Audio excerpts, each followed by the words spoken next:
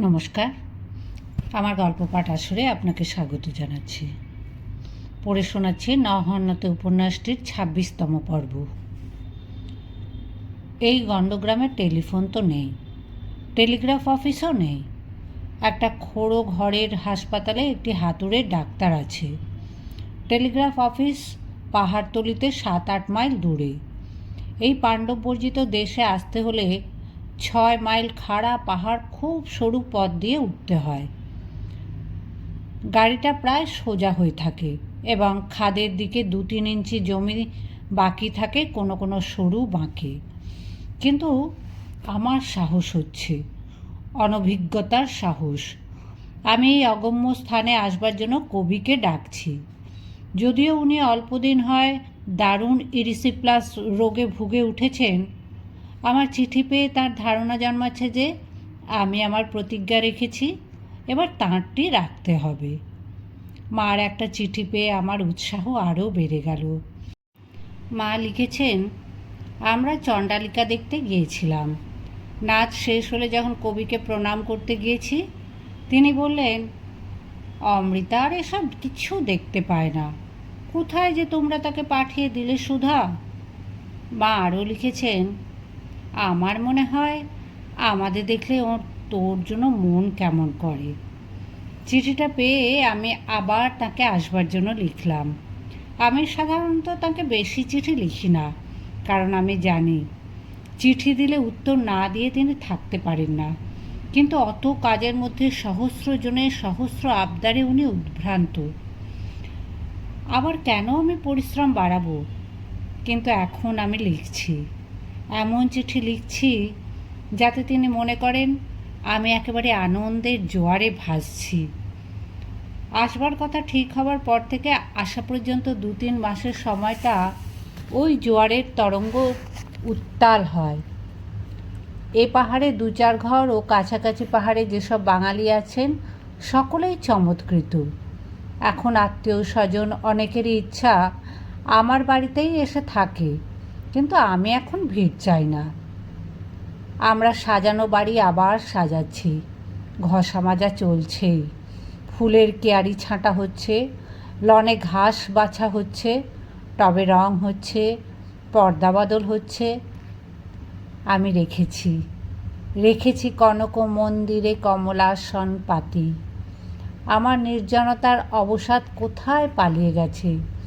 যে ঝর্ণাটা ঝরঝর শব্দে আমাকে হয়রান করে দিত, এখন তার শব্দটা বদলে গেছে, সেটা কুলকুল ধ্বনি হয়ে গেছে। আর ওই যে ঝিঁঝি পোকার দল দিবারাত্রি ঝিঁঝি ঝিঁঝি করে আমার মাথার মধ্যে স্ক্রু ড্রাইভার ঘুরিয়ে ঘুরিয়ে ঢোকাতো, হঠাৎ সেটা ঝিল্লি রব হয়ে গিয়েছে।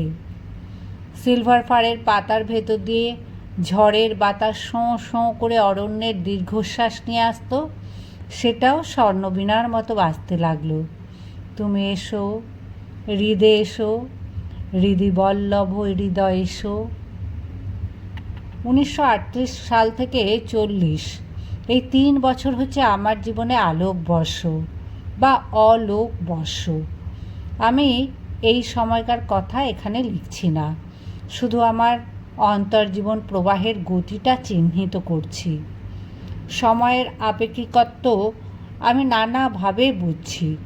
এই ৩ বছরে যখন তিনি আসছেন বা ফিরে গিয়ে আবার আসবেন, এই সময়ের মধ্যে কোনো ছেদ নেই। এটা একটা অখণ্ড সময়, যে আমার সারা জীবনের চির অতৃপ্তির মাঝখানে অমৃত পাত্র হাতে অচঞ্চল আছে, আমার অকিঞ্চিৎকর জীবনকে মহৎ মূল্য দিয়েছে। এই গৃহস্থ তাঁর ভালো লেগেছে। আমি শেষ রাতে উঠে প্রস্তুত হই। যখন তিনি ভোরবেলায় পূর্বমুখী হয়ে ঘণ্টা দেড়েক বসে থাকেন, তার চেয়ারের পাশে এসে বসি। এইভাবে আমার দিন শুরু হয়। শেষ হয় যখন তাকে বিছানায় শুইয়ে গায়ে চাদর দিয়ে মশারিটা গুঁজে দিয়ে আসি, তখন। ইনি বাড়িতে থাকা মানেই সর্বদা একটা রাজসূয় যজ্ঞ চলছে। এত যে নির্জন জায়গা, তাও ঝুপ করে সকাল 10টা-11টা এক গাড়ি লোক এসে উপস্থিত হবে পথ খুঁজে খুঁজে। আগে খবর দিয়ে আসবে তার উপায় নেই, কারণ এখানে তো টেলিফোন নেই। তখন এই অতর্কিত আক্রমণে আমি পরাজিত হই না। তাদের মধ্যাহ্ন ভোজনের ব্যবস্থা করি ভালো মতোই। নির্জনতা পালিয়ে গেছে এই পাহাড়ের গ্রাম থেকে। বাড়িতে সর্বদা উৎসবের গান বাজছে, শুধু আমার মনে নয়, সকলেরই মনে। আমার স্বামীও আগের চেয়ে বেশি কথা বলছেন। তাঁর টিকা টিপ্পণী রসিকতাও সংখ্যায় বেড়েছে। চারিদিকে বাতাস যেন সুখে লঘু। আমরা আমরা উড়ছি, পৃথিবীর মাটি থেকে একটু ওপরে উঠে আছি। আমি তার সব কাজগুলি নিজের হাতে করি, লেখা কপি করা থেকে শুরু করে টেবিল ঝাড়া, বিছানা করা, রূপার থালা মাজা, পালিশ করা, সব। ওদের বাড়ির ভৃত্যকুল এতে অবাক হয়, কারণ তারা এমন কাণ্ড দেখেনি। যে ঘরটায় উনি বসে লেখেন সেই ঘরের পাশে ওর স্নানের ঘর, তারপরে শোবার ঘর। একদিন স্নানের ঘরে বসে ওর কাপড় কাচ্ছি, বাগানের দিকে দরজাটা খোলা আছে। বাগানের পথ দিয়ে যেতে যেতে অবাবু হঠাৎ দেখতে পেয়ে দ্রুত পায়ে এগিয়ে এলেন। এ কি ব্যাপার, কি আপনি কাপড় কাচ্ছেন কেন? এতগুলো লোক রয়েছে কি করতে? আমি খুব বিপদগ্রস্ত মনে করছি, চুপচাপ তাড়াতাড়ি কাজ সেরে নেবার চেষ্টা করছি। ছেড়ে দিন, ছেড়ে দিন, এ কি, এরা সব গেল কোথায়? চলে যান অবাবু, আমি রোজ করি, আজও করব। রোজ কাপড় কাচেন? হ্যাঁ, তাতে আপনার কোনো ক্ষতি হয়? উনি যদি জানতে পারেন খুব রাগ করবেন। জানতে পারবেন কেন? আমি বলে দেবো তাই। এই বলে অবাবু হঠাৎ লেখার ঘরের দিকে দরজাটা খুলে দিলেন। তারপর কবিকে লক্ষ্য করে বললেন, দেখুন একবার অমৃতা দেবী, আপনার কাপড় কাচ্ছেন বসে বসে, কথা শুনছেন না। আমি তো অপ্রস্তুত, আমার কর্ণমূল ঝাঁ ঝাঁ করছে। আমি কাপড় ছেড়ে অপরাধীর মতো দাঁড়িয়ে আছি। উনি চেয়ারে হেলান দিয়ে একটা বই পড়ছিলেন। বইটা মুখের সামনে থেকে নামিয়ে এই দৃশ্য দেখে মৃদু মৃদু হাসছেন। তুই থাম তো, তুই এসবের কি বুঝিস?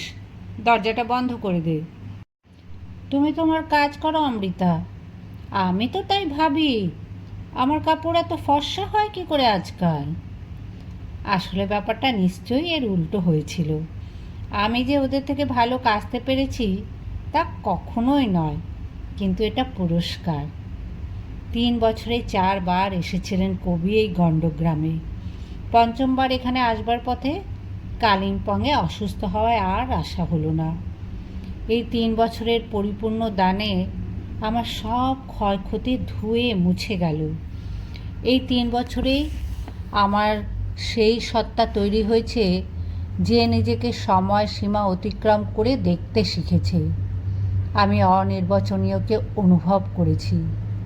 পেরিয়ে মরণ, সে মোর সঙ্গে যাবে, কেবল রসে, কেবল সুরে, কেবল অনুভবে। এ দানের মহিমা তখন ঠিকমতো বুঝতে পারিনি। এই দুর্গম স্থানে ওই বিপজ্জনক পথ পার হয়ে আসা কি সহজ কথা? আমার নিকটতম আত্মীয়ের মধ্যেও তার চেয়ে অনেক কম বয়সেরও যারা ছিলেন তাঁরা সাহস করতেন না। কিন্তু চিরতরুণ কবি বাইরের বাধাবিঘ্ন গ্রাহ্য করলেন না। আরও আমার আনন্দের কথা এই, যা অবাবু প্রায় মনে করিয়ে দিতেন, তা হচ্ছে এক জায়গায় ইতিপূর্বে উনি 2 বার যাননি। এ নির্জন অরণ্যে বিশ্বকবির সঙ্গে সঙ্গে বিশ্বও এলো। আমি পৃথিবীর মানুষের সঙ্গ পেলাম, দেশ বিদেশের গল্প শুনতাম। বার্কস, যার দর্শন পড়েছি, যিনি একজন জীবিত মানুষ তা ভাবিনি কখনো, তার কথা শুনলাম।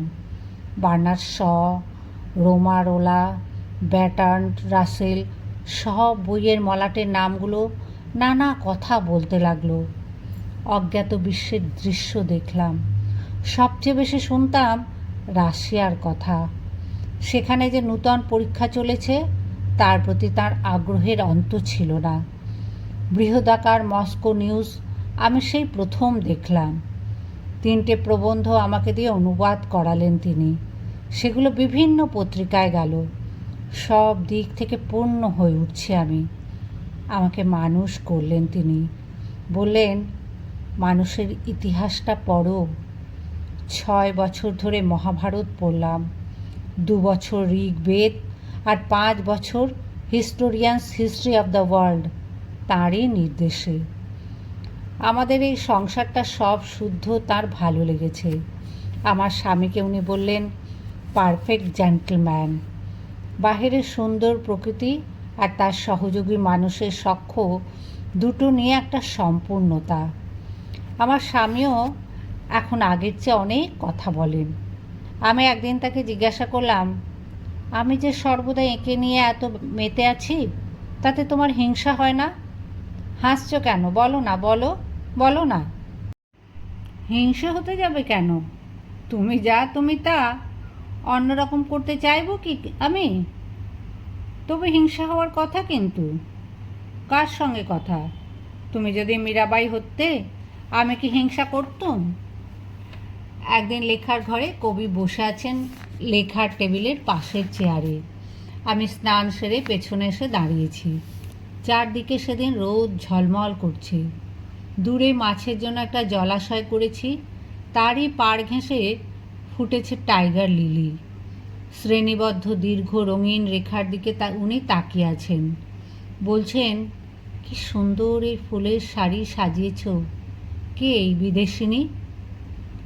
ও তো জংলি লিলি।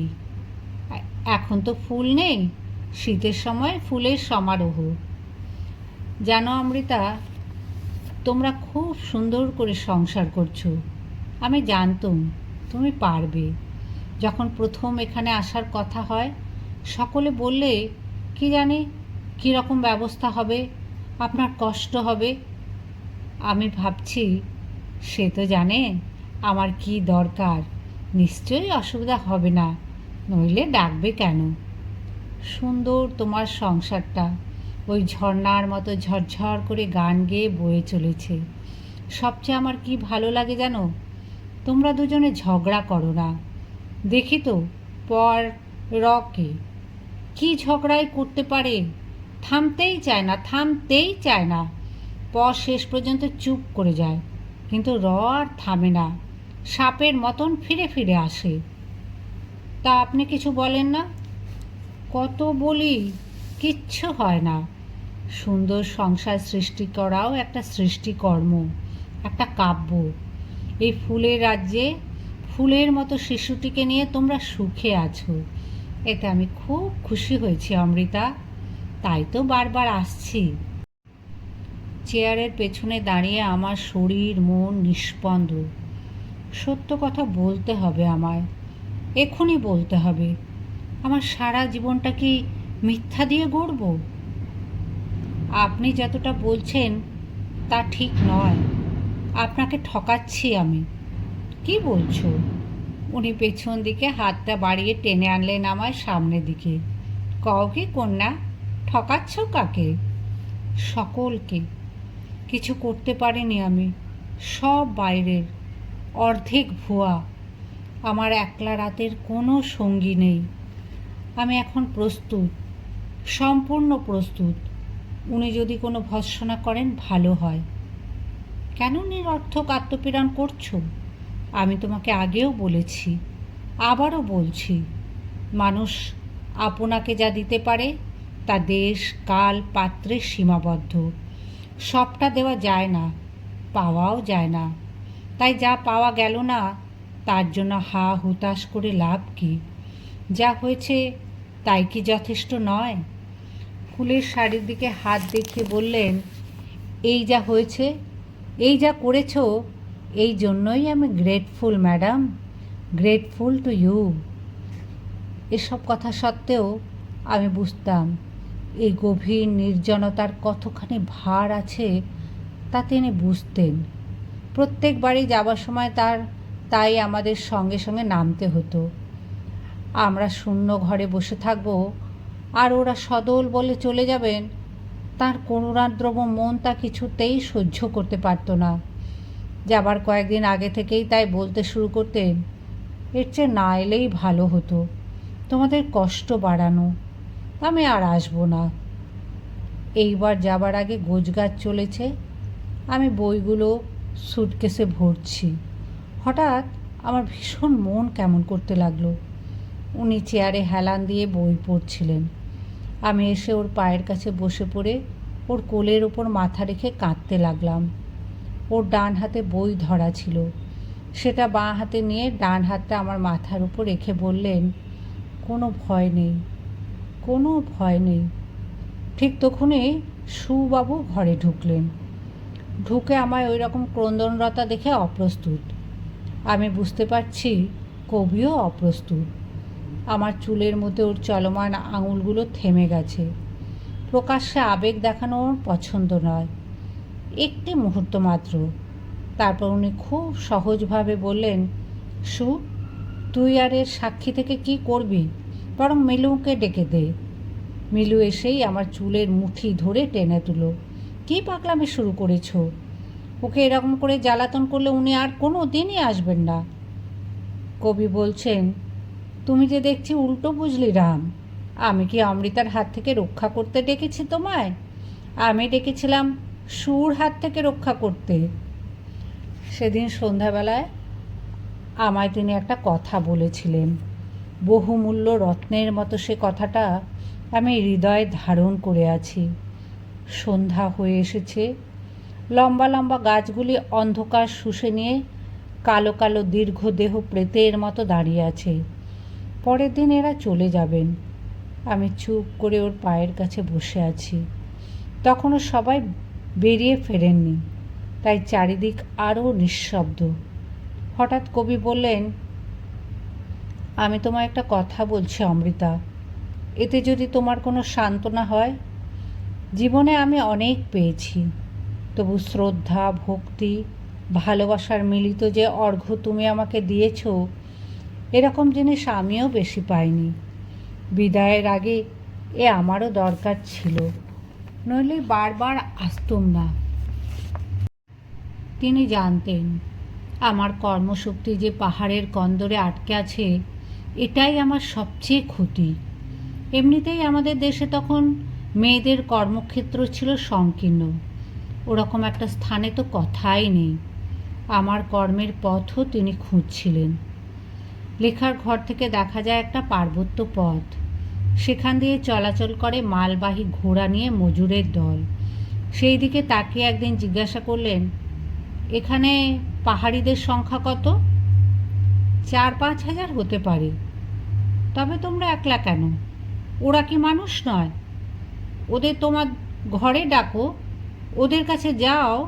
মানুষের কত সমস্যা আছে, তাদের বন্ধু প্রয়োজন, ওদের বন্ধু হও না কেন?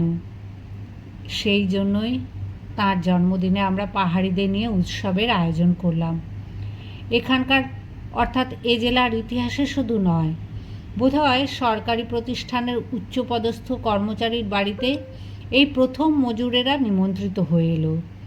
চা বাগানের মতো এখানেও নিয়ম ছিল, কোনো অফিসারের বাড়ির হাতায় কোনো মজুর জুতো পরে ঢুকবে না। কোনো মজুর ঘোড়া চড়ে চলেছে, অফিসারের সঙ্গে দেখা হলে তৎক্ষণাৎ নেমে পড়তে হবে। একজন নামেনি বলে রিচার্ডস তাকে বেত মেরেছিল। এই সমাজে আমি একটা নূতন কাজ পেলাম, নূতন পথের নিশানা। ক্রমে ক্রমে আমাদের ঘরের দরজা ওদের দিকে খুলে গেল। 1942-এ দুর্ভিক্ষের সময় ইংরেজদের আসল মূর্তিটি দেখলাম। আমাদের ওপর তো বিরুদ্ধতা ছিলই।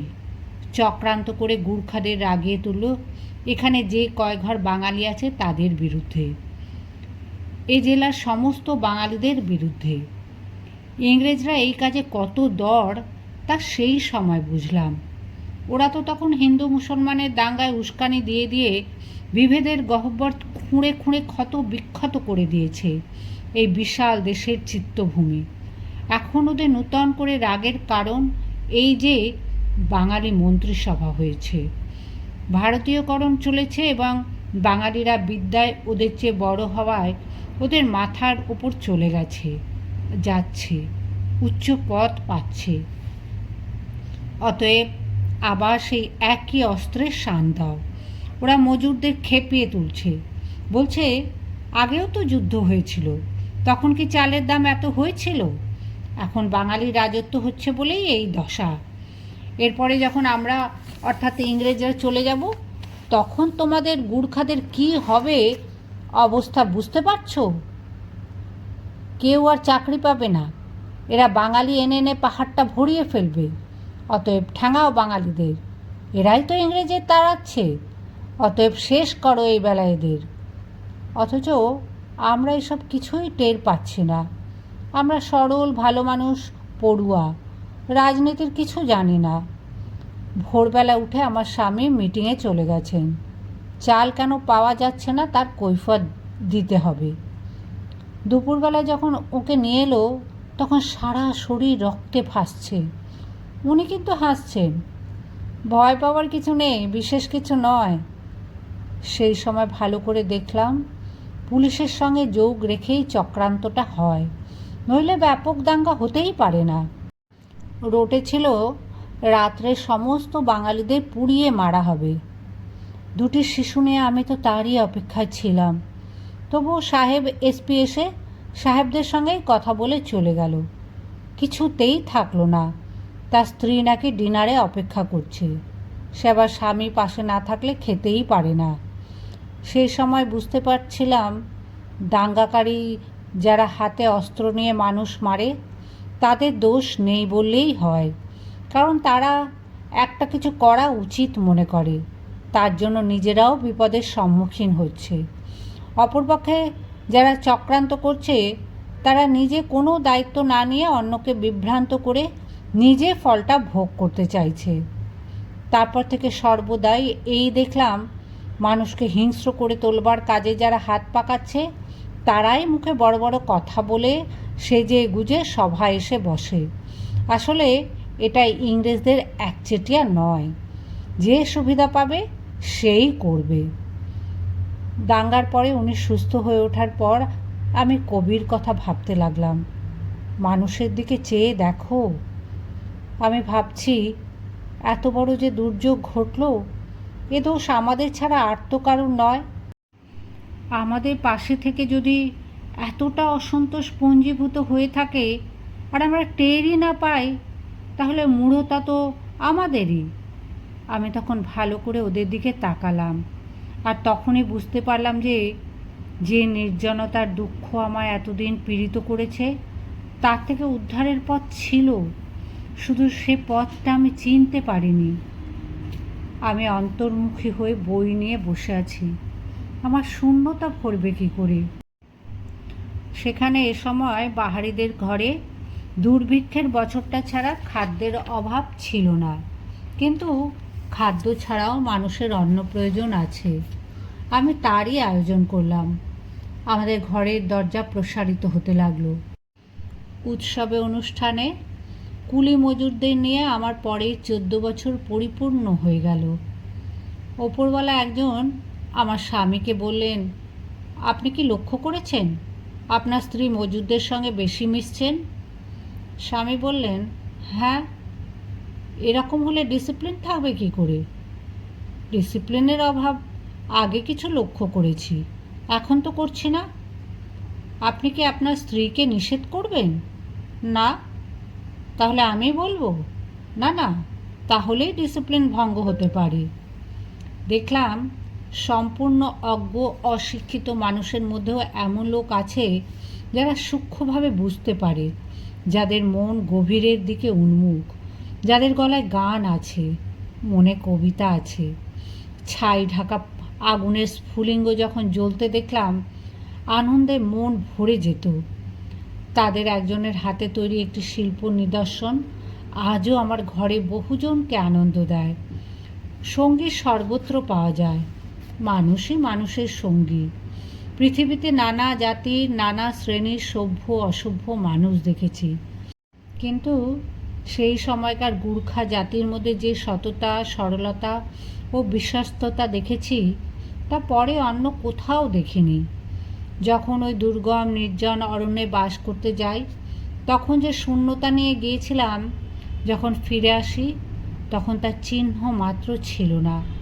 একটি পরিপূর্ণ জীবন নিয়ে আমি ফিরেছি। স্নেহে সখ্যে মাধুর্যে তা পূর্ণ।